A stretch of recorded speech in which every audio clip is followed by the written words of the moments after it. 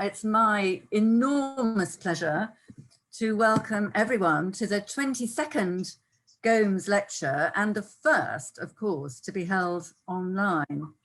And I'm really sad that we're having to be online tonight, because the Gomes Lecture, as many of you know, is always such a wonderful occasion full of magic and atmosphere, and it's really hard to recreate that on Zoom.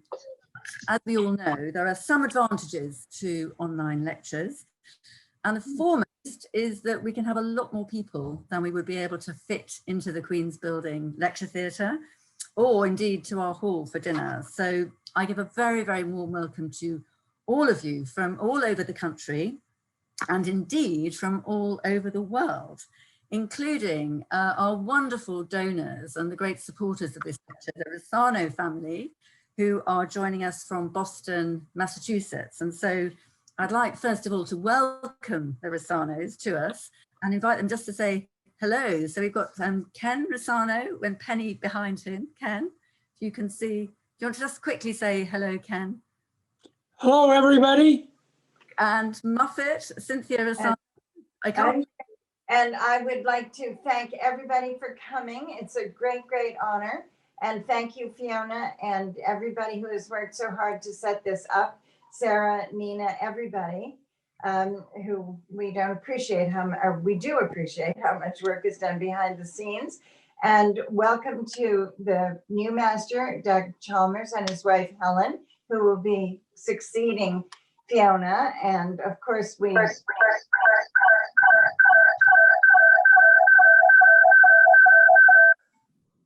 thank you all for coming, and it's delightful to see old friends and see new friends. So thank you again. Thanks, Fiona.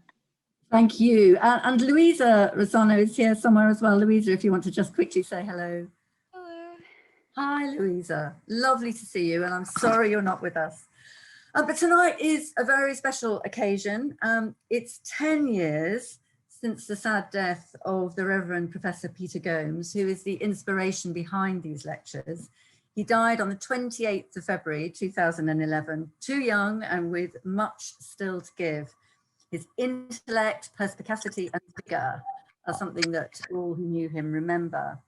So we miss him, but as he said each year, the lecture will continue in perpetuity long after we're all gone.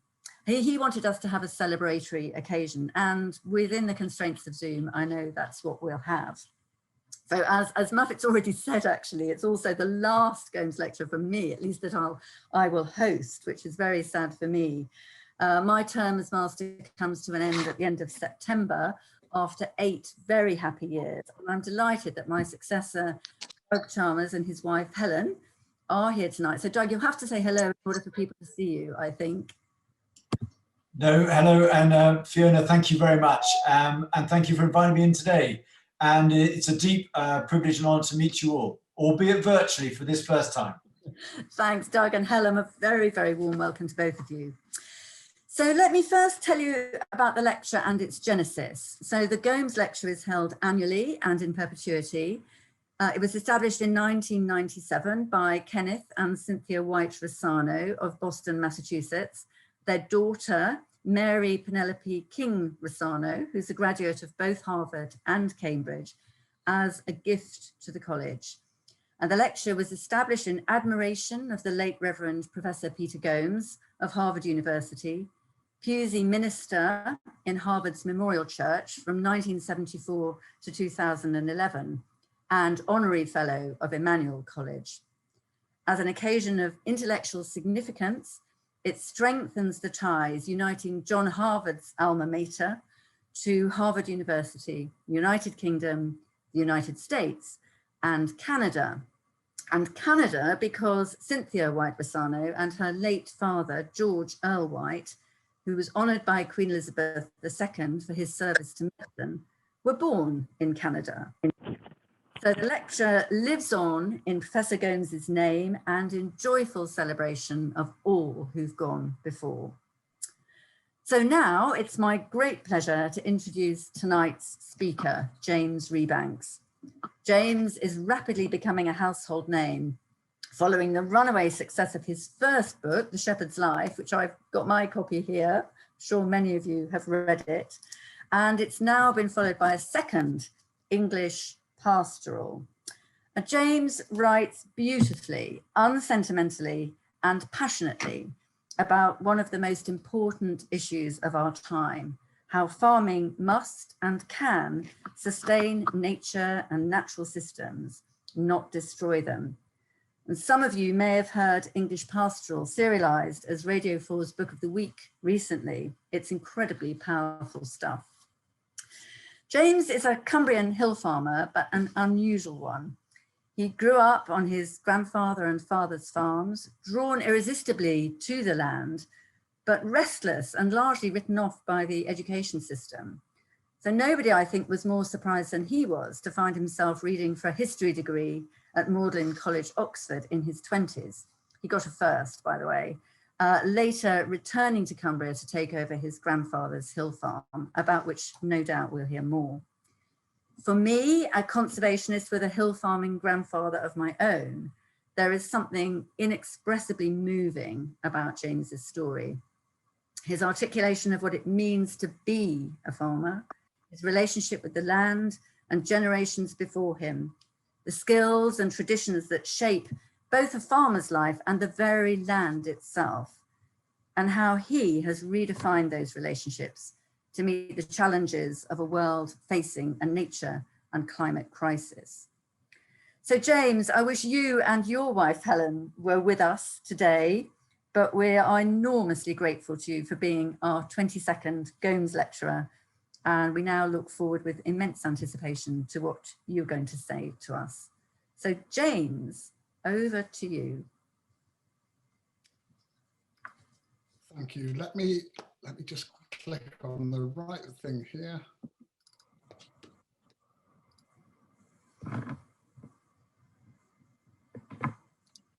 So I'm hoping that fills the screen, Dame Fiona. Does that? No. There. Not quite. Okay. No, that's it. Done it. Well done. Okay. Great, James. Firstly, thank you very much to Dame Fiona for those very kind words, and for the honour of being asked to do this lecture, and to follow in the footsteps of some other amazing writers and thinkers. I was surprised to be asked and very pleased to be asked, and I hope, I'm going to say this before I go any further, I hope you're all doing okay, because this is a strange time that we're living in. A lot of us are sort of very isolated, me not so much more than normal, but I know many of you will not be having the best time of your lives at the moment. So I hope you're all okay. Right, down to business. I've called this evening's lecture Levin's Problem, because that's what I want to talk about. Now, who's Levin? Well, some of you will know immediately who Levin is, because Levin, of course, is one of the foremost characters in what I and many, many other people, it's not an original thought, think of as one of the greatest books ever written, Anna Karenina, by Leo Tolstoy, of course. And I'm obsessed by all things Tolstoy, and I'm obsessed with this book in particular. And I want to draw your attention to one small thing in the book, one theme in the book, because that's what I want to talk about tonight. So you're reading through this book, this amazing, sweeping, epic book that is about so many things. And yet there's a quite remarkable passage in this book where we suddenly learn that Levin, who's gone back to his estate because he couldn't, he was unsuccessful. There's a sort of love triangle, and he comes off the worst of it to the cad that is Vronsky. And he doesn't get the girl's hand, Kitty.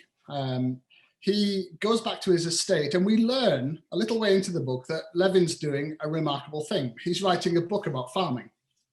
And it's particularly about the character of the farmer, the peasant in this system. And this is what it says. Apart from managing the estate, which required special attention in the spring, apart from reading, Levin had also begun that winter to write a book on farming, the basis of which was that the character of the worker had to be taken as an absolute given in farming.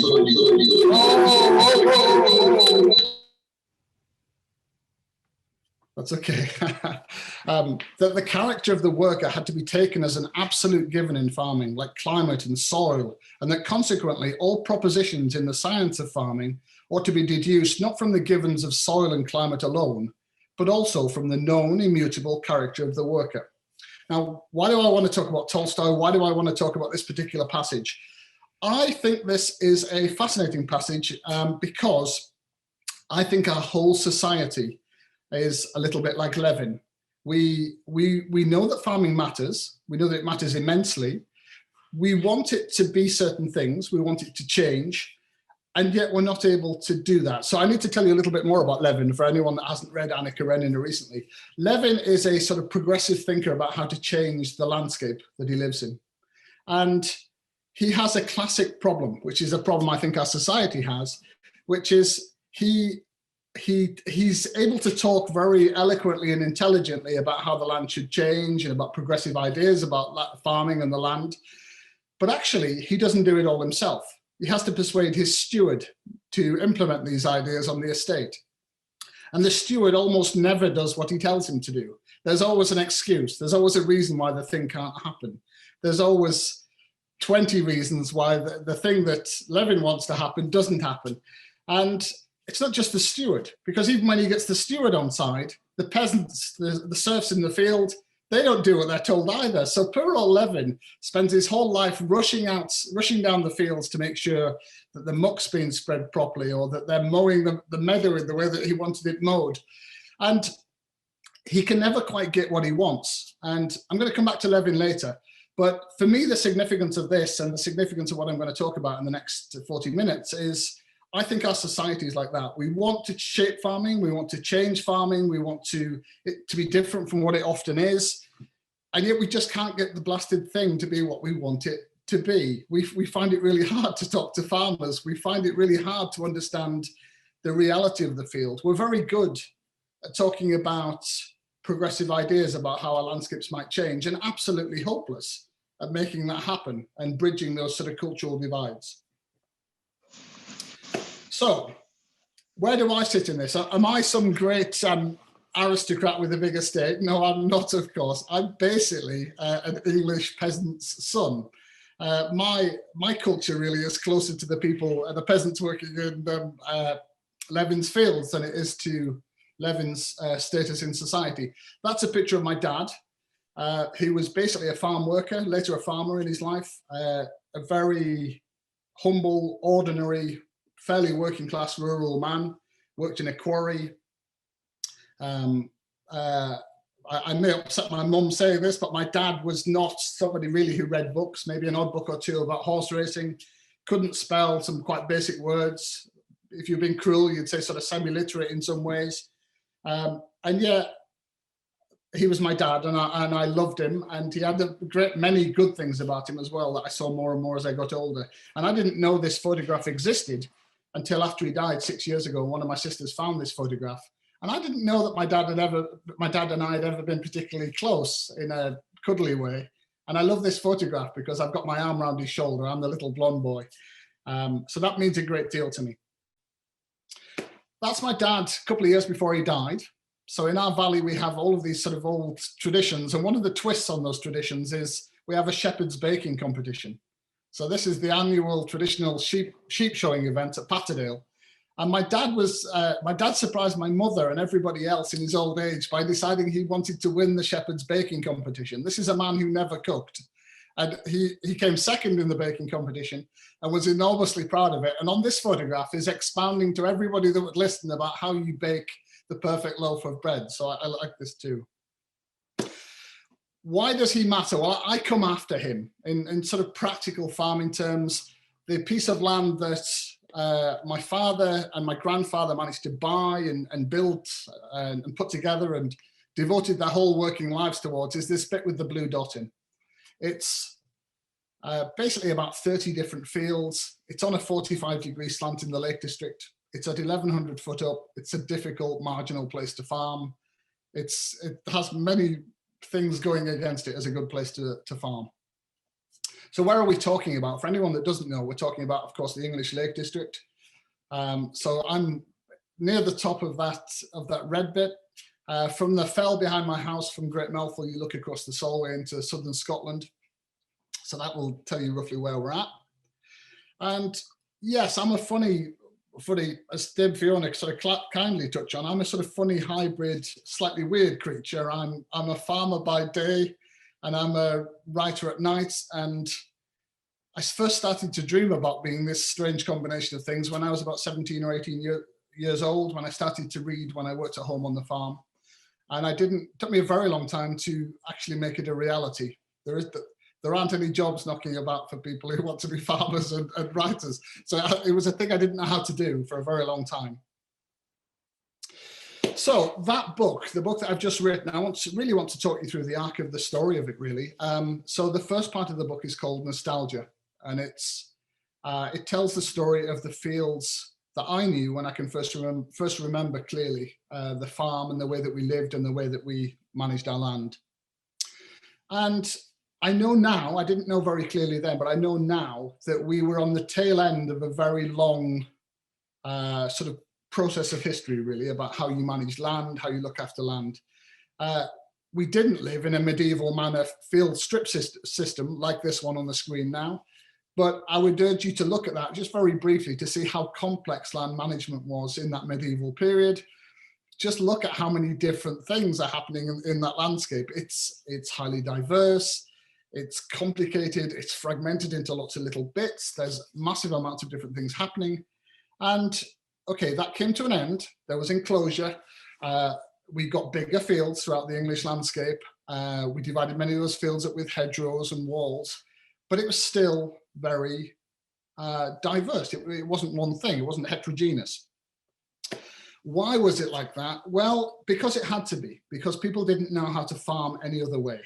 So we had, you'll all remember going back to school, there was crop rotation. So basically a very, very long time ago, and you can find it in Virgil, in the sort of Roman texts and the Greek texts, a very long time ago, people realized that if you did the same thing, the same crop in a field repeatedly, you destroyed the fertility of the field. You didn't really know why. Until very recently, we didn't know why. But basically they were exhausting the soil, and they discovered by trial and error that if you let a field rest, go green with weeds, or you planted something green and then you grazed it, that you could repair the fertility. And if you mixed up the crops, you could keep it working. The system would work. It wasn't perfect, but you could keep it working. And we know what that looked like. So I've got 2 or 3 paintings here from Constable. Yes, they're sort of beautiful, idealized versions of the English countryside, but we know what they look like, right? And they're probably pretty accurate. There's a patchwork landscape. There's, in the background of this one, you can see that there's a wiggling river, meandering river. There's various different crops happening. There's trees at the edge of every field. There's quite a lot of what we would now call thorny scrub. They would have called them hedgerows. There's quite a lot going on. We also know that in that system, the soil was relatively healthy, and there's very few synthetic inputs. There are no synthetic inputs, of course. There's just natural inputs. So were these people perfect? Of course they weren't, nowhere near perfect, but it did certain things. Again, you look at any of these paintings, there's trees, maybe not enough trees from a modern perspective, but there's hedgerows, there's 3 or 4 crops going on, there's people doing different things. There's quite a lot of heterogeneity. And my family, my dad, this is a picture of my dad. It's amazing how recently that came to an end. It's mind-blowing how recently that came to an end. This is a picture of my dad. He was born in 1949. He saw the end of working with horses in fields. Okay, we're in the north, we're a little bit behind the curve on things, but that's a picture of my dad. We're literally only going back a generation, and my dad would have understood those fields that Constable painted. Okay, there's tractors also in that period of time, and there's things had changed, but quite a lot of continuity. And everything about my family, when I can first remember it, was part of that system. We grew a patchwork of, we had a patchwork of fields, and we grew a series of different crops, and we did rotation, and we had multiple different kinds of animals. And my family's particular thing was we were obsessive livestock breeders. We tried to be really good livestock breeders, and we sold high value livestock. And When I flunked out of school age 15, that was not because I didn't want to do anything with my life. It was because I thought the highest calling for a human being was to breed good cattle and sheep. That's what I was conditioned to believe was the highest calling of a man or a woman. And I've got a horrible secret, which is I still think that. I just can't say it in quite as simplistic a way as I would have done when I was 15. It's a wonderful way to spend your life. That's my grandfather with their beef shorthorn wool. And yeah, so you end up with a very particular kind of people that look to their livestock, people that look to their landscape for their entertainment, that are shaped by it in a great many ways. And that's not an original thought. That's Wordsworth and many other great English writers have known this for a very long time. They've written about it. But I'm really from them. That's one of the earliest pictures I've got of me working on the farm. It's working with my grandmother, who's on the left of the screen, and my grandfather, who's on the right of the screen. And yeah, I was working in the fields with them. I was meant to pick up and sort of imbue all this knowledge and this skill. What I would draw your attention to very quickly is that there's quite a lot of woodland in the background, and there's quite a healthy hedge on the left-hand side of the picture. That hedge no longer exists. And I got a shock when I looked at this picture. I was pleased to see a picture of me working with my grandparents, but a hedge can disappear in no time at all.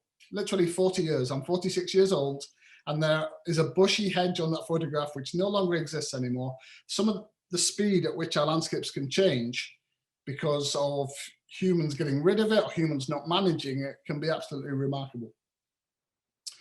That's my grandmother. That's a hay time picnic when we all sat down, we were making the hay, and we'd stop, and my grandmother would turn up with these amazing hay time teas, which some of you will remember from your childhoods. I particularly love this metal teapot, which every time I think of my grandmother, I think of this metal teapot. Why is my grandmother important? My grandmother is a very old-fashioned farmer's wife. And when I came to write this recent book, I realized more than ever that if we're going to eat the things from our landscapes, if we're going to connect to the food that comes from our landscapes, then somebody's doing the work. Somebody has to have the knowledge of how you cook those things. Somebody has to do it. Now, should that be a woman in the way that it was in the past? I hope not. I hope that we can find more enlightened ways to share that work out more effectively. But somebody had to have the knowledge and the skill to make that happen. And in our family, it was my grandmother. And we took sheep to and from the mountains, the fells of the Lake District. And this is a picture from 3 or 4 years ago of us fetching our flock home from the mountains, which are common land, which again is a sort of ancient system going back at least 1,000 years, maybe 3,000 or 4,000 years. And the whole landscape is shaped to make that work. The hedges, the walls, the fences are there to protect the hay meadows or to enable rotation through pastures and grazing management. The loughnins or lanes are to enable the sheep to come and go from the little farmsteads to the fells.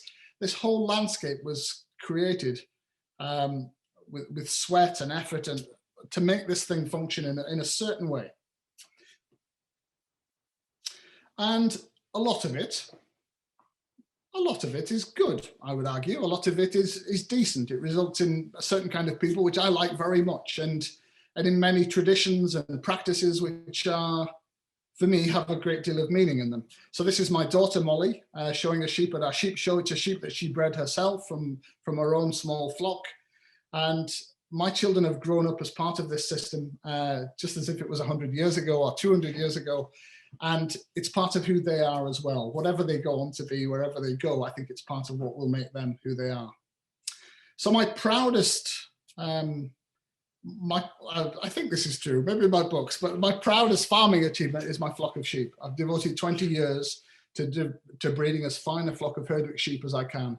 Sheep that are practically able to live in that system, live on those mountains, can cope with the terrible weather. That's what I get a great deal of joy and pleasure from. And there's a huge, I may upset people by saying this, but as Dave Fiona said, I did go to Oxford University. I did get a first. I felt like it only took about 20% of my intellectual ability to get a first there. I think it takes about 99% of my mental ability to work out how to breed great sheep or to look after my farm properly. I don't mean to be dismissive of education, of course, if education is important, but I think you can use a huge amount of grey matter on things that we don't think of as intellectual or cultural pursuits. We also happen to breed belted Galloway cattle from the borders. We've started to keep pigs, and we breed and we train and we sell sheepdogs. Like many small farms, we specialize in things that we can make money from to pay the bills. And one of the things that we're quite good at these days is breeding and training sheepdogs and selling them to other farmers. So it all sounds idyllic. It sounds like there's no problems. It sounds super duper duper like we should have a free pass and it should all last forever. But of course, that isn't how the world works, and it isn't the full truth. So I want to talk to you about a little bit of history. The middle part of my book is called Progress. And I want to talk to you about these two gentlemen. So the man on the right is called Fritz Haber. Arguably, you could claim he changes the world more than any other human being in the last 100 years. A remarkable, remarkable figure. He works out how to fix atmospheric nitrogen. This is where you quickly realize that my chemistry knowledge is very limited, so I should keep this. He basically works out how to add to the world some of usable nitrogen. And I think he did that in 1909.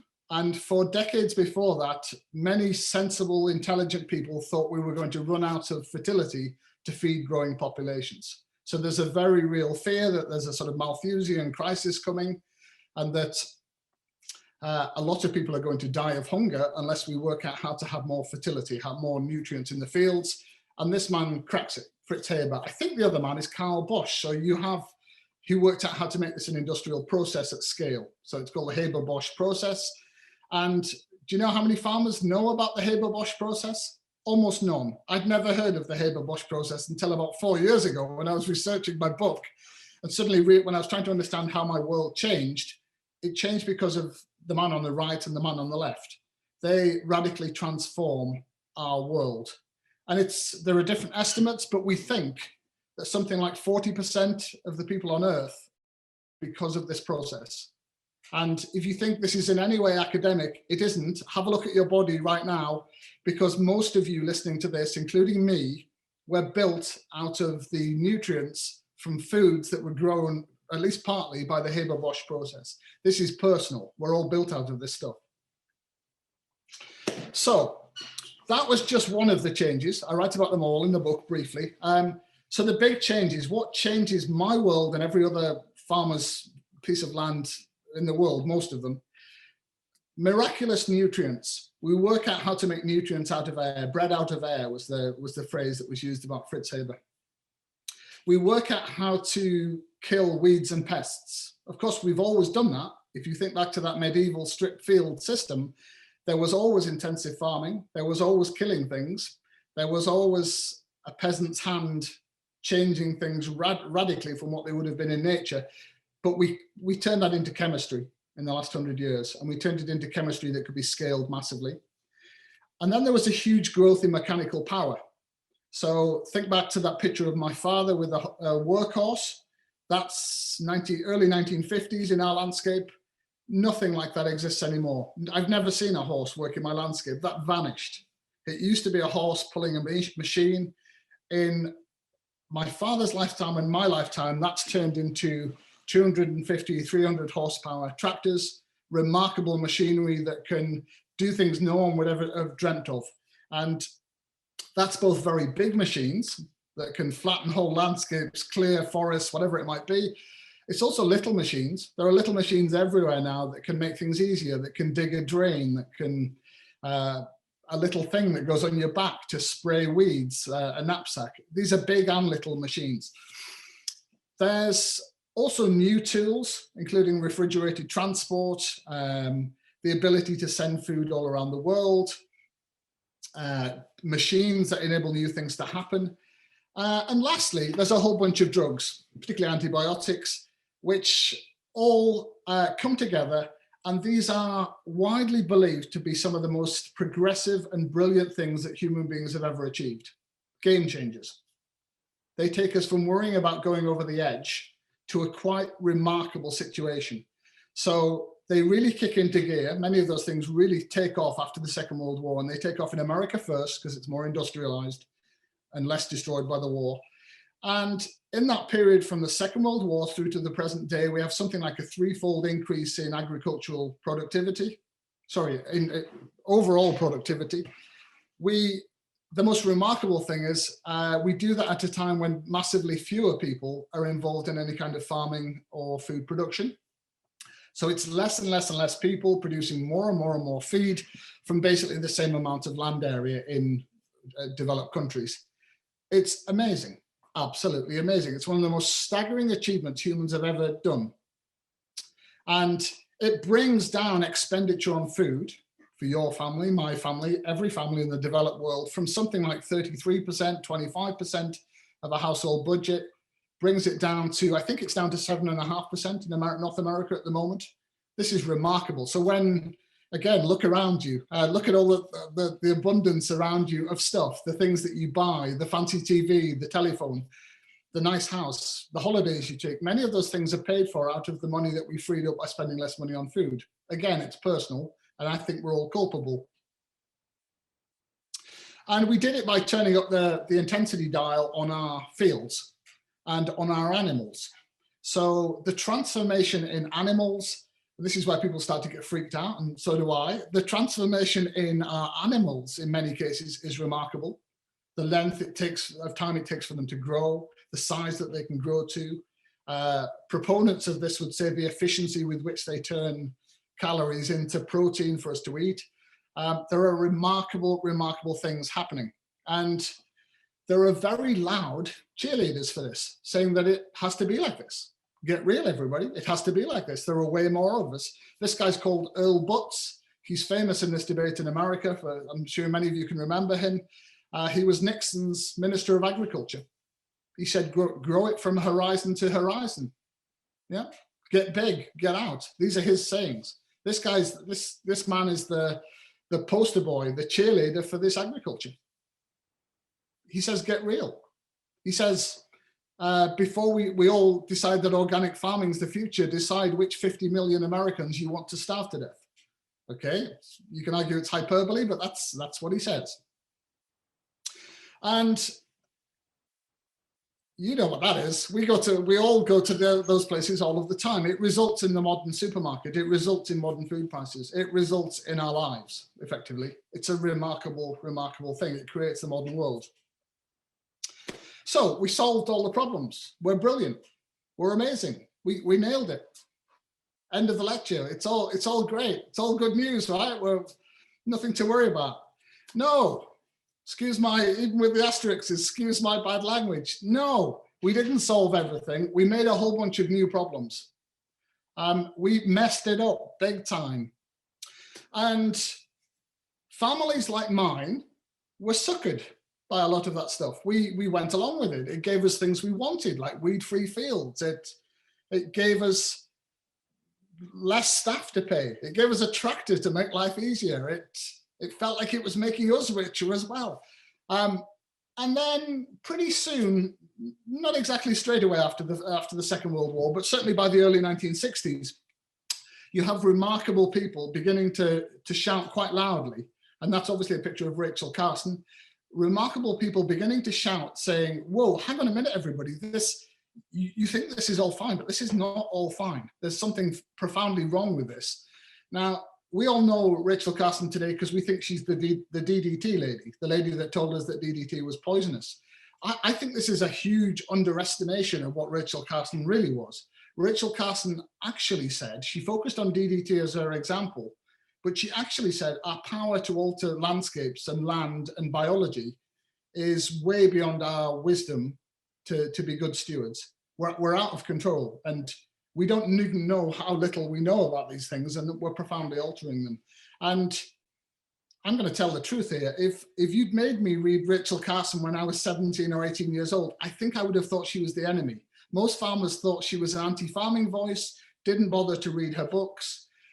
She gets very cleverly marginalized by sort of big agriculture. They say she's a crank, they say she's a communist, they say she's a hysterical woman, all the things that they say about doubters, and particularly if they're women. And they somehow managed to convince us that it's DDT. and they stop using DDT, that goes, and then we're supposed to stop worrying. But it doesn't stop us worrying. So here's what happens. Those things I told you about earlier, the miracle nutrients, the weed and pest killers, the mechanical power, the new tools and transport, the antibiotics, they add up together to something which is problematic. And they enable us to specialize in ways that we never could when we had to farm in some kind of compact with nature. They result in massively more homogeneity.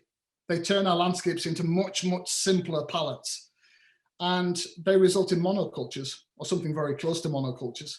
And you know this, of course. So this is not my graphic, I hasten to add. I borrowed this, but we know this happened. Just think of the landscapes that you know, that you've live alongside. We stripped away, in the process of about 50 years, we stripped away landscapes from things that were patchworks to something very, very simple with 1 or 2 crops in. And we didn't know, I'm wanting to defend farmers here, I shouldn't really. The farmers doing it are not thinking about ecology. They're not thinking about ecology. They don't think their job is ecology. The supermarket buyer doesn't think their job is ecology. The person in the shop doesn't think their job is ecology.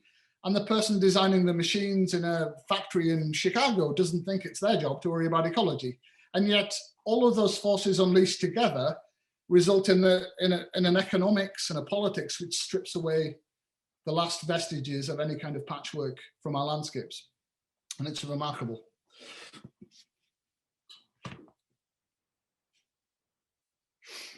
And we know what it looks like. You don't need me to tell you, we know what this looks like. It turns the world into the sort of American Midwest. And it's remarkable. And many people choose not to hear, but we know what that does to biodiversity. We know what that does to ecology. It strips it away. It strips it out of our landscapes. Now, I think it's important to add here that the old system wasn't perfect. There's things missing out of the old farming, either at the medieval stage or the 1800 stage or the 1930 stage. There's things missing at each stage, but the scale and the intensity of this is remarkably different. So what do we do about it? Well, I'm pretty sure that I don't know how to save the whole world. I'm just a farmer who happens to write books, but my focus has been, what do I do on my bit? How do you start? So I'm going to tell you a little bit about the things that we're trying to do. I think the first thing we've got to do, either me as an individual farmer or us in a bigger sense as a society, is to think about our landscapes more clearly. What were they? What were they before we changed them? What habitats existed? What processes made it tick? What does our flora and fauna think it, what did it evolve in? What does it need? What's it become? What was our role in it? Let's try and be honest about this and think about what we can do about it. And lastly, can we produce enough food? That's the million-dollar question. So my landscape, where I live, let's try and answer those questions. I live in a landscape which is now very bare in many places. We know that it was, I describe in the book, as a sort of swirling dance of woodland and thorny scrub and wetlands and willowy scrub and beaver meadows. There's a lot of herbivores knocking about in it, changing it, giving it dynamism. There's probably wild boars in it, roughing it up and creating disturbance. There's a sort of mad mix of things happening in the wetland bits with beavers and other things, which create silted meadows, which are wild flowers growing. Anybody that cares to know has a pretty good idea what our landscapes look like. And this is difficult for people like me, because you have to swallow some serious humble pie at this point and think, hang on a minute, what's it look like now? Sorry, what's it look like now? But there's another place, there are other places we can go to see what it should be like, what nature would have it like.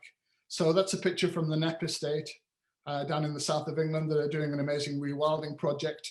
Yes, a rewilding project with herbivores, which happen to be domestic animals, cattle in it and others. We know what it quickly reverts to, and we know that that has massively positive impacts for biodiversity. And so what does my land look like? Okay, my land doesn't look anything like it's supposed to.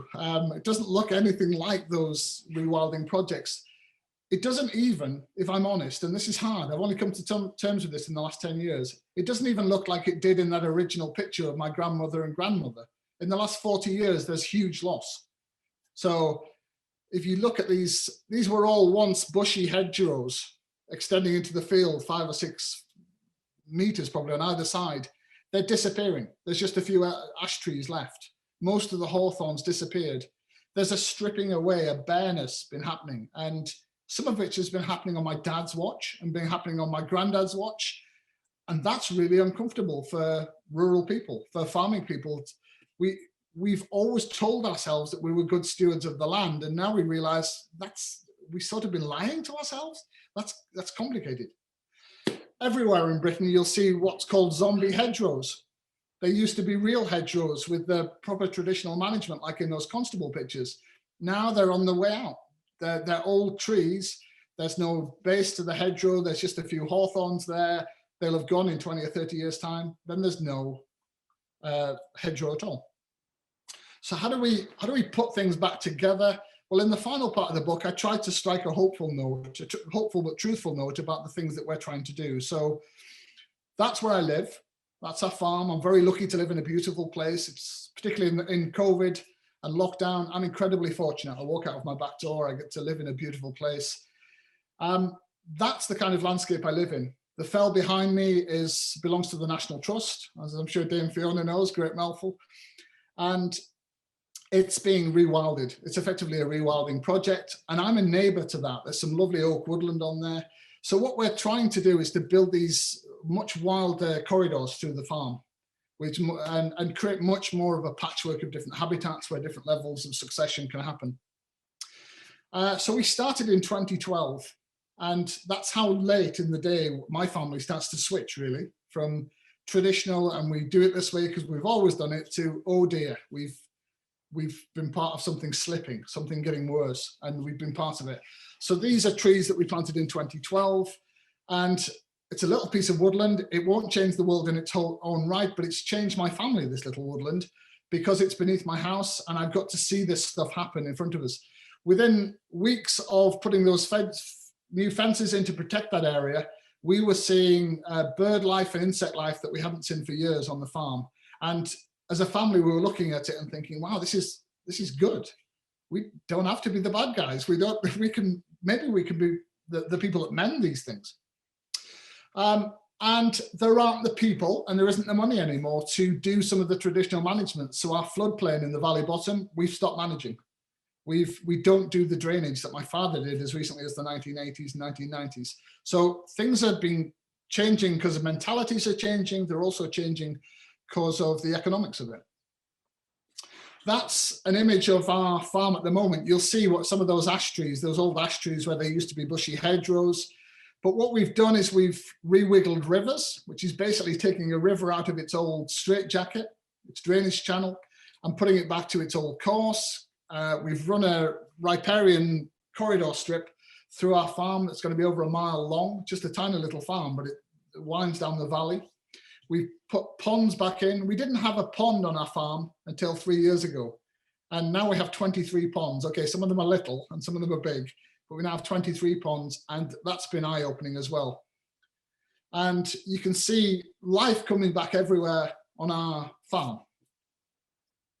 And yeah, so one of the things that we've had to do is to lift our eyes up from our own fields, lift our eyes up from our own field boundaries, and try to think about our situation in a bigger scheme of things. So the salmon that come into my becks, obviously a part of an Atlantic system.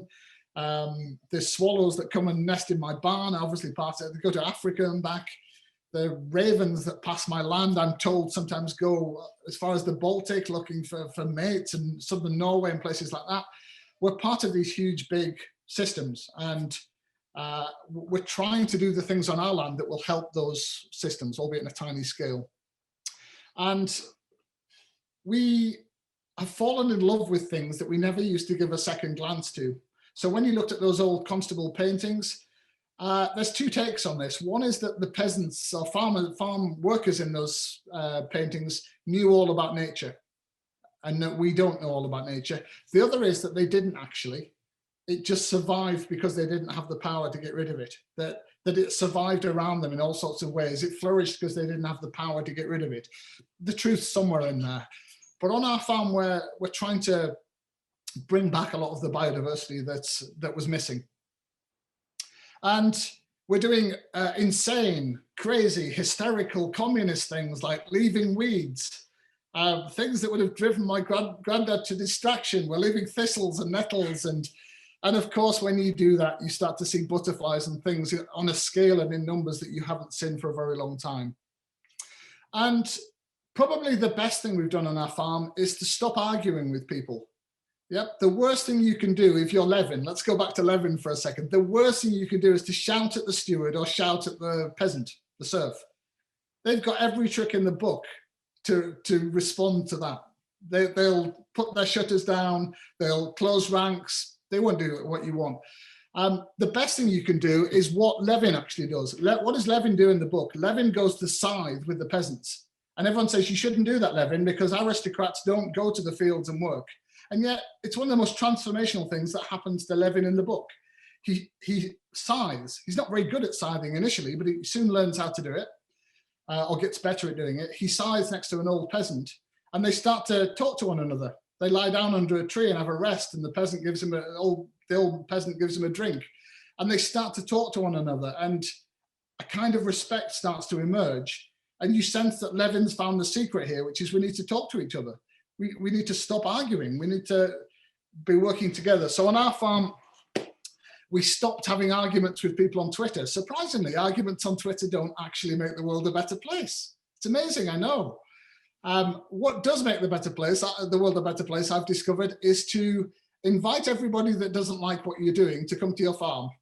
So every ecologist who tells me off for something I'm doing on the farm, I send them a private message and I say, why don't you come and have a walk around? Come and tell me, like, explain to me. If this is something I'm stupid about, come and tell me so that I'm not stupid anymore. And we've made amazing friendships with all sorts of people, including this man, Kane, who helps us with moths and butterflies and insects, and has found things on our farm I didn't even know existed. And that's amazing because my eyes are getting bigger. My ability to see things, see the beauty of things is getting richer.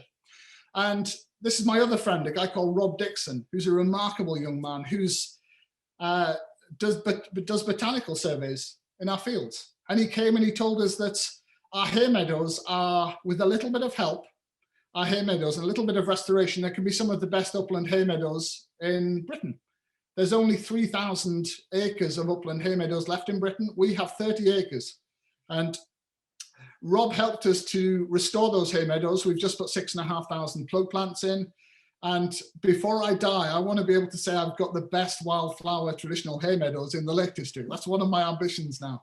But what have I got from this? Not just the knowledge of these people. I now have a community of friends, and I now have an ability to see my land in ways I didn't previously.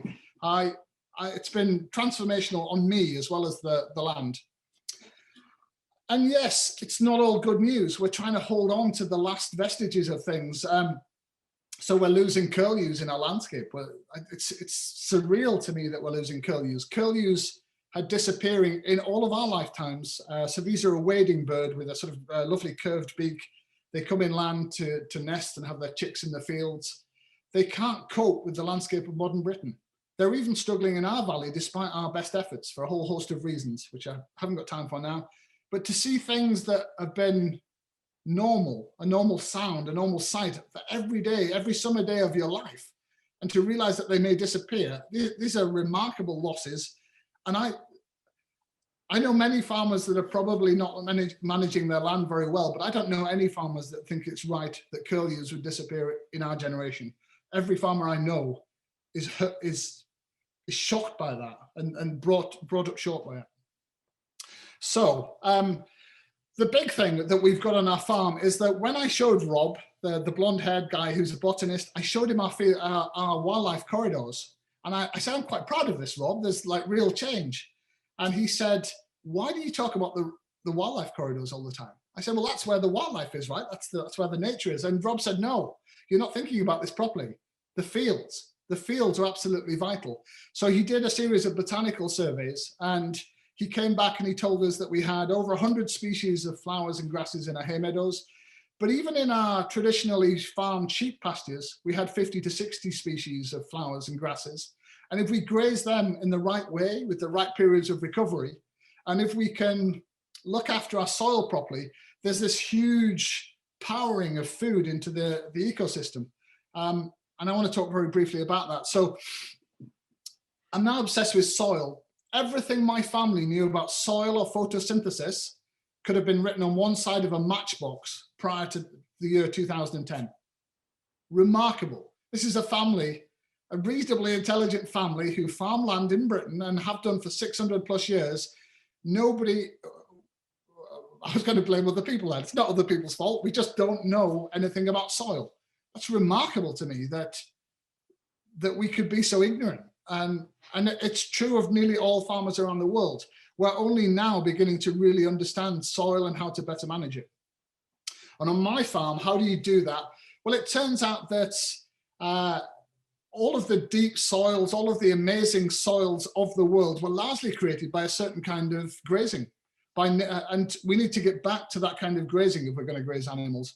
So what we're trying to do is nature mimicking grazing. And what happens in prairie or grassland or meadow settings is you have long periods of recovery. The animals have gone. They've often been chased by large carnivores in the wild. And then there's a period of rest. The vegetation grows, it seeds, it flowers, and then back come the animals, the herbivores, and they trash it. They eat a lot of it, they trample a lot of it, they pee on it, they defecate on it, and they trample a lot of organic matter onto the surface. And it turns out that if we can mimic that with our grazing, we can do amazing things to our soil. So within 3 years, we can put 2% more organic matter into our soils just by tweaking our grazing management. It's remarkable. And that holds massive amounts of water that stops downstream flooding. And because we're leaving it for longer, we're getting massively more biodiverse swards with plants and flowers. And yes, the minute you start doing that, you're basically feeding the ground. You're feeding the soil microbiology, you're feeding the worms. And yes, that's what it looked like.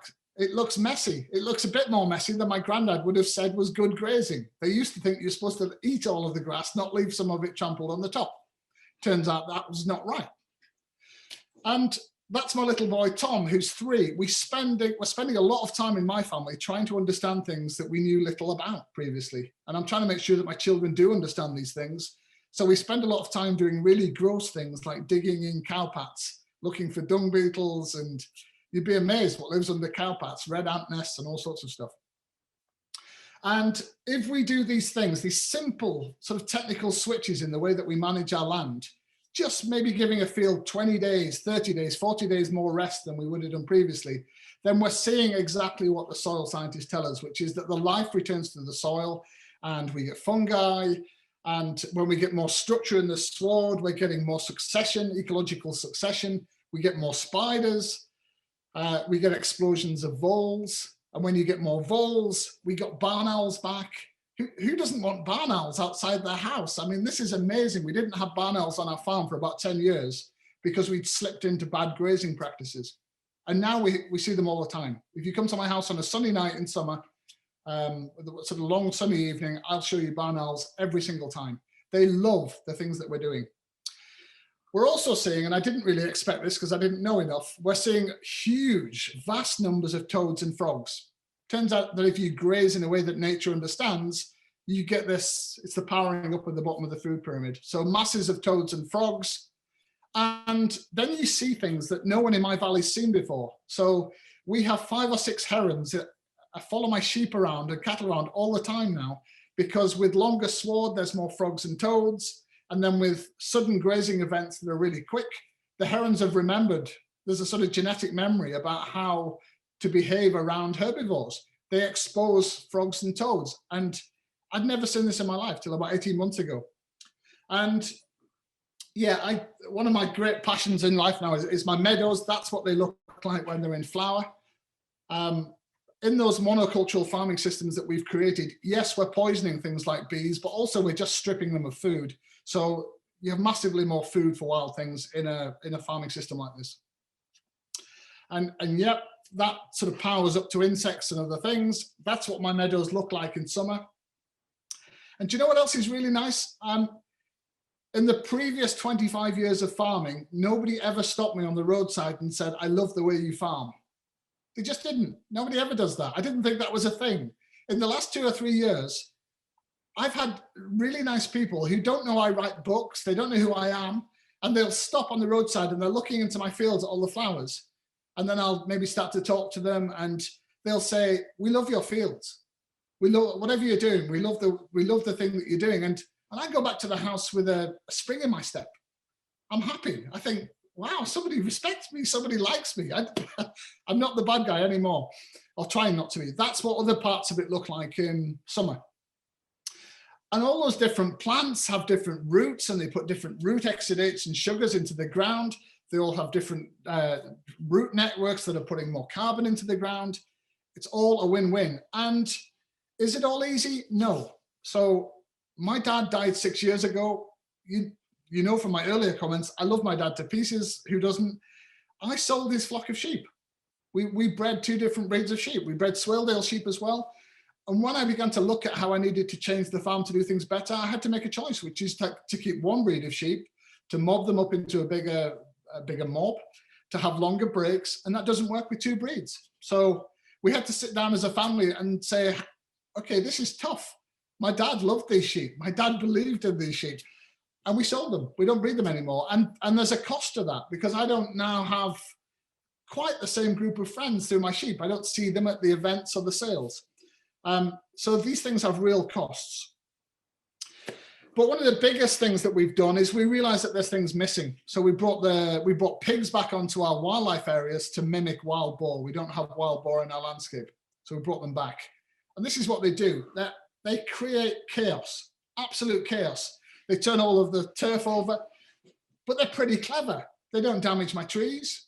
And my son Isaac and I often go for a walk down this piece of land, and this winter, when you turn over the flaps of turf that the pigs have turned over, under nearly every one, there's a frog or a toad, who obviously have remembered that those are really good places to winter and hibernate. And in summer, there's often red ant nests under those flaps. So you're starting to do things how nature understands, and things happen. And we're trying to do all sorts of other ways to earn more money. So we have a friend called Maddie that does beekeeping. We're trying to produce honey on the farm. Yes, it's still about the sheep, but we're keeping less sheep and we're managing them in a different way, and we're building habitats around them to make it all coherent and work. And that's what it looks like when you re-wiggle a river. So the river used to go down this channel here.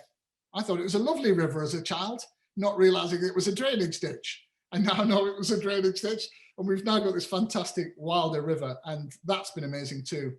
And you'd be surprised how much industrial machinery is involved in taking things back to how they would have been in nature. So there's lots of diggers, and we've been digging these ponds, and we're trying to rough it up and make it much more interesting, much better for nature. And we've planted, and I'm really proud of this, if I'm honest, by the end of this year, we think we'll have planted 26,000 trees on our 185 acres. And you'd think that would turn the whole thing into a forest, right? No. I can get 26,000 trees into the edges, the wetlands, and the old hedgerows. It's remarkable to me. It's been mind-blowing to me just how many trees, how much woodland, how much scrubby habitat I can create on my farm without using up anything more than a tiny fraction of the most productive bits of land. It's amazing. I think we have far too many fights about a thing must be either this or it must be either that. There's usually huge scope for really progressive compromise, would be what I would say. And yes, we're getting back to managing those old hedgerows like they would have done in those Constable paintings on a 15-year pattern of proper hedge laying, and we're having to learn new skills. In the first 40 years of my life, I never laid a hedge. Well, after the age of 15, for 30 years, I never laid a hedge. And I've had to learn again. I had to go and visit an old farmer who knew how to do this to teach me how to do these traditional things, which you very quickly forget about. And that's, of course, what they look like when they start to come back. And soon, all around the farm, we're going to have these really bushy hedgerows that were there as late as the 1980s. It's amazing how late this stuff disappeared. And we're starting to think about the farm as an ecosystem, really. How can I extend that oak woodland on Great Melville? I'm planting, with my family, I'm planting their wood pasture. All of these pink lines are really wide hedgerows and shelter belts that we're putting in. All of these brown bits within the brown lines, these are all wetland areas that we're creating willowy scrub in and other things. And this is exciting. You can probably tell, because I'm talking very quickly and very animatedly, you can probably tell that this is some of the best stuff I've ever done. I still love my sheep, but I can start to really be a steward in a thoughtful way. And we're trying to reverse that diagram. I'm trying to push it back up to the top. And it means looking at our parcels of land and saying, okay, what could it be? Even with the sheep and the cattle in here, what could it be? How good could it be? Can I create a series of ponds and wetland habitat down here in this bit, which isn't very valuable? Can I create some woodland strips that come down from the fell? Yes, I can. With a little bit of help from you and various other environmental charities, I can do that. So that's what it looks like this week. We've had the snow and it's been pretty hard. I think outside at the moment it's -5, -6. So it's still a pretty hard place to be, but it's our home. And I don't think you can get me out of it, or many other people like me out of it. I think they're getting us out of it to give up on the farming altogether. It just isn't going to happen, if I'm honest with you. I think the most enlightened solution we can possibly have is to convert people like me, to help us, to educate us, to give us knowledge we don't have, to support a good kind of farming rather than the bad kind. And I'm nearly finished. Dame Fiona will be pleased to hear I'm nearly finished. But the speed at which things come back is remarkable to me. So people have told me for years that build it and they will come. And I thought they meant 2 years down the line, something will come, or 10 years down the line, something will come. We built the first 6 or 7 ponds in our floodplain. 2 weeks later, 3 little egrets turn up. Now, I've never seen a little egret in Matterdale in my whole life, not once. And within 3 weeks of building a pond, a series of ponds, 3 little egrets come down. And this blows my mind, because little egrets, and also we had green sandpipers, which we haven't seen before. These things are obviously flying around, looking down at degraded landscapes, thinking, there's nothing for us down there. And the minute you create it, almost immediately, these things come back. And I find it very exciting. And yes, we produce meat, pasture-fed meat. And it's the best meat I've ever eaten in my whole life. We try to use no antibiotics, no medicines, the minimum number of vaccinations and other things. There's no feed going into that. So I can tell you categorically that meat has got nothing to do with the rainforest, etc. And we've been carbon audited, and we're trapping way more carbon than we're releasing, even before the tree planting that was. And we're trying to move away from a low value, tiny margin commodity production system to making things that people really want, that they'll pay more money for. So we have a tweed that a friend of mine has developed that's made from our wool. We do a lot of school visits to the farm. That's mind-blowing as a farmer as well, because you suddenly see kids coming out of a town and you realize how stupendously lucky you are to live in this place. And the little things that you take for granted are big things to other people. So I'm going to wrap up now very quickly. I want you to think about how Levin solved the problem of the peasants. What does Levin do? He learns how to talk to the old peasant. He learns how to work with him. He learns how to partner with him.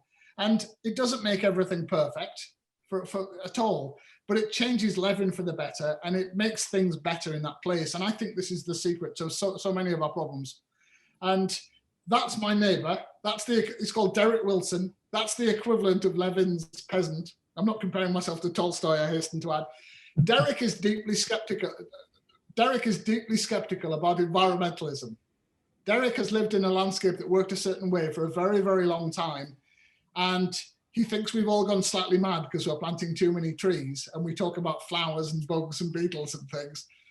But you know what? Derek still cares about the sheep, and Derek helps me to put the walls up to protect those meadows from being grazed, and Derek will get there eventually. Or, sadly, or there'll be someday Derek won't be there and Derek's grandson will take over. It'll happen. It doesn't all have to happen immediately. I know we're in a hurry to make the world better, but we can do this. We genuinely can do this. Thank you very much. I feel like I've rambled at you and I've showed you far too much, but thank you very much for listening. Oh, thank you, James. I wish we could have a rousing round of applause, because I thought that was just incredible. Thank you so much. Now, I'm sure you've got questions, and please start to put them in the chat. But to kick the questions off, I'm absolutely thrilled we've got Rob Mcfarlane here with us this evening. So Rob is a fellow here at Emmanuel and reader in the English faculty at the university. But he's also, as all of you will know, an extraordinary author with books from the highest mountains to the most deep places underground and much in between. Also looking at our fundamental misrelationship with nature.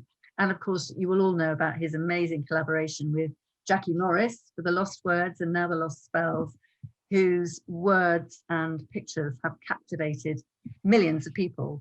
So Rob, I'm going to ask you to kick off the questions, but please, if you've got questions, please put them in the chat and we'll try and get to as many as possible. But honestly, I'm just overwhelmed. It was beautiful. Thank you very much, James. So Rob, where are you? Hello, I'm here.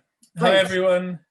Thanks, Fiona. James, thank you so much. It was brilliant. It really was. It was that ending crescendo. I just felt my heart lift at what you've made happen there and the sense of possibility that it brings with it. I wish you were down here, but I wish we were up there more. I should probably tell everyone that I've been on James's farm.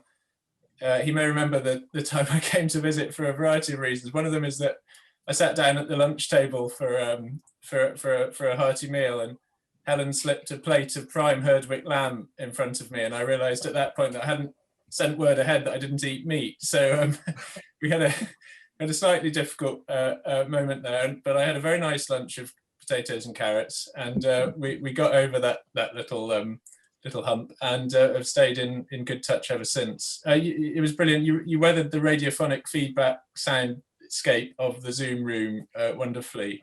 I was thinking about Wendell Berry a great deal. I know a writer many people here will know. I know a friend of yours, James, and a very big presence for you. And just one paragraph, it's from Bringing It to the Table, his great book on farming, that some people here will have read. Why do farmers farm, he wrote, given their economic adversities on top of the many frustrations and difficulties normal to farming?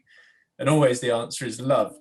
They must do it for love. And you showed us love in what you said today.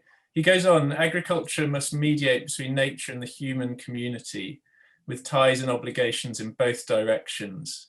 And he has this wonderful line, I think, which struck me as relevant to what you were saying about Levin stepping in. It is sympathy that most appropriately enlarges the context of human work. To farm well requires a courtesy towards all creatures, animate and inanimate. And it felt like a lot of those sentiments were running through what you were telling us today. I've got three questions. One's quick and silly, or sort of silly. One's really, really hard, and the other's a little bit literary. Which do you want first?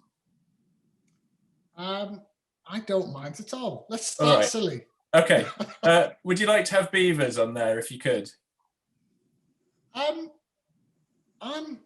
I think you know this, Rob. Even from the time that you were here on the farm, I'm changing quite quick. My thinking on this is changing all the time. Until about 5 years ago, I think I was still in a sort of instinctively mistrustful mode about some of this stuff being slightly too wacky, sort of slightly too unfeasible. I could live with beavers. Yeah, I could live with beavers in our floodplain, no problem. In fact, Helen's teasing me, saying all these trees I'm planting, they're just beaver food. So yeah, I think it's going to happen. I think within 25 years, I think there'll be beavers in this valley. That's my sense of it. And can my family adapt to that and move with it and enjoy it? Almost certainly.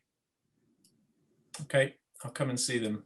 You kept answering my questions. I wanted to ask about curlews. You told us about curlews. I wanted to ask you about how to get environmentalists talking better to farmers, and you answered that. So you just get them on the land, get walking and talking. These seem like great answers to me. Okay, the tricky one is about scale, really, and it must be something you think about a lot and talk about a lot. Scaling up, I mean. So we've talked a little bit in the past about how you square that impossible circle of intensification on the one hand leading to increased production versus biodiversity requiring a reduction of intensification, but in turn requiring an increase in food imports. And obviously what you've achieved is miraculous, and we've seen that happening more and more here and there at NEP and many other places that we know. I'm involved in one such project in the Brecon Beacons at the moment. Can you tell us a little bit about scale and challenge? So there's an answer coming out my mouth. I hope it's the answer to exactly the right answer to the question, but you can tell me if it isn't. I'm not worried about our ability to feed ourselves. I'm very worried about our ability to feed ourselves on the current trajectory. So we know that soils are degrading very quickly. We know that biodiversity loss eventually comes back and bites even the most industrial farmer in the backside, because it just doesn't work without the biodiversity. I'll give you a sort of practical example. So we stopped using synthetic fertilizers on this farm 7 or 8 years ago. And 2 years after we stopped using them, we had a dip in productivity. So we basically got soils that they're not completely synthetic fertilizer junkies, but they've been used to getting it. And then suddenly there's a dip. They're like, whoa, where's the food? And if you'd asked me in a period of about 3 months when there was that dip in productivity, I'd have said, this is sort of mad. I might be doing it for the right reasons, but this is sort of mad. But something really interesting kicks in after that, which is our soils hadn't yet recovered. The sort of microbiological life of the soil hadn't recovered. We hadn't got enough organic matter into the ground yet. And what we've learned since then is if we can get our soils functioning at really high health, if we can feed them properly with organic matter, if we can graze properly, we think that's 20 to 30% more productive than the old system. I'm not saying this applies to every single food system, but on our farm, it looks very much like in the peak growing season, we can be more productive, not less, and do that in a sort of new mix of new and old patchwork landscape. So I think for people worried about that, I would draw people's attention to some of the amazing small farmers around the world. There's a guy in Sweden called Richard Perkins who does films on YouTube.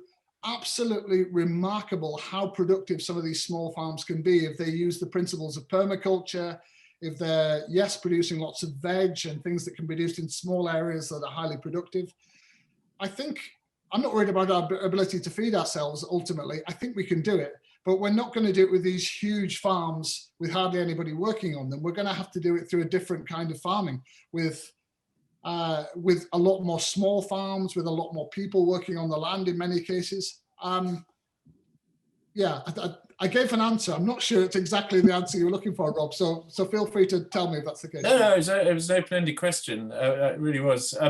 There's brilliant questions queuing up in the chat. So I'll make this my last, keep it short, although this really is an open-ended question. So I'll not be the first to quote that famous 𝘍𝑒𝑛𝑦 poem at you from Death of a Naturalist, digging, where Heaney's reflecting on his own relationship as a writer with his father and his farming background, and of course he concludes that the pen has become his spade and that he will dig with it.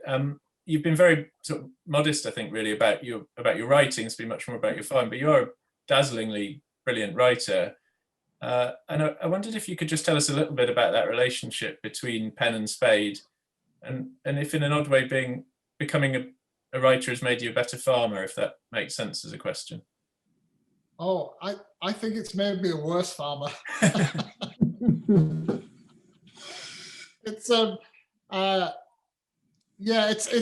really difficult. I think if you want to be a great farmer, probably you should think about nothing else but the farm. Really, I mean, this thing will fill your mind. It will your every waking moment with challenges and things that you need to do. And the truth is, I'm now a distracted farmer. I do it as well as I can. I answered this question for somebody the other day. I think the brutal truth is I'm more egotistical as a writer than a farmer. So although I've spoken about farming tonight, really I can see that I can do a lot of good on my farm, but give it 25 years, it won't be me. It'll be either one of my kids or somebody else, and this thing will go on, and my contribution to it will be quite small. I'll come and go. I think there's a more selfish, egotistical person inside me that loves writing because it's such an amazing thing, isn't it? It's such an amazing thing to do, and so I always feel torn, really. I sometimes feel like I don't write as well as I could if I did nothing else but write, and I often feel like I don't farm as well as I could if I wasn't thinking about the next chapter of my book. So I feel like it's maybe robbing both ends of the thing, if that makes sense. There are lots of lovely questions here, which I'm not going to be able to give time to, which a lot of them are about your role as a leader and how to make these ideas mainstream, how to get particularly the bigger farms following, how to stop the politicians making things worse, the structural changes that in a sense we're facing, as well as individual actions, and perhaps the opportunity for policy, I guess, to do better, which there's a lot of debate about that. But I'm going sadly to draw things to a close, because we said we finished by 7, and I know we could have talked all night, but I'm sure, like me, you've all been amazingly inspired. I'm inspired actually by the number of people who are here. I think I saw the Vice Chancellor here from Cambridge University, Stephen Toop, earlier. I see members from so many places all over the country, people from abroad. You've caught some of my National Trust friends actually from the Northwest. James, some of whom you know are here, which is lovely. So I just want to thank you from the bottom of my heart, really, for the way, not only the way you tell that extraordinary story, and Rob was right, the sort of energy and vision in your voice as you reached the end was really inspiring to us all, but also the honesty with which you convey both what we collectively do and did as a society, but also the kind of change is in us all. It's not just about the farmers, it's about all of us playing our part and recognizing the contribution that we make. I think for someone like me who's been involved in this world for quite a long time, the inspiration that you bring as a farmer who is able in your very special, almost inimitable way to show that this is coming from the farmers. For too long we've had conservationists telling the farmers what to do. Actually now farmers are leading the way with this idea of regenerative farming. And I think that is such an extraordinary and important moment. And, you know, you and others are now inspiring a completely new movement, which I think is the only way for true success. But the other thing is just, I love the way that you began with Levin and Tolstoy. And it's just funny. I listen to a lot of Audible books on my very long walks in the dark in the morning, and I'm about halfway, no, more than halfway through Anna Karenina. And it was only the other day that I was listening to exactly that passage of Levin and his later anxiety about it all. And I thought of you without knowing you were going to raise him tonight. And I thought particularly of The Shepherd's Life, actually, where you talked about the culture of the shepherd and the way in which you're deeply embedded in the culture and the tradition, and indeed in the soil, and that sense of being part of the landscape and owing your own philosophy to what you've learned from the place in which you live, and being inspired by the opportunity now to not only reverse some of the changes, but to find a new way forward that is completely right for that place and right for the planet. And that's what to me is so inspiring. So thank you, James. I think I've completely loved what you said. I know everybody has, and I just want to say the biggest thank you to you. Thank you very much. I'm sad I couldn't be there with you physically, although I would have had to buy a black tie to be able to do that. So doing this in my clothes has been a bonus. You would have had to buy a black tie, but never mind. And your day will come, I promise. We'll get you there. We'll get you down to Emma. But thank you everybody for coming. It's been such a treat tonight. Love to you all, and take care, look after yourselves. This is such an extraordinary and difficult time, but you know, we can just look after each other and make the best of the situation, and having an inspirational talk of that kind, I think, has pepped us all up. So thank you, James. I'll be back to visit you one day again, and love to Helen and the children. Thank you so much. Bye now.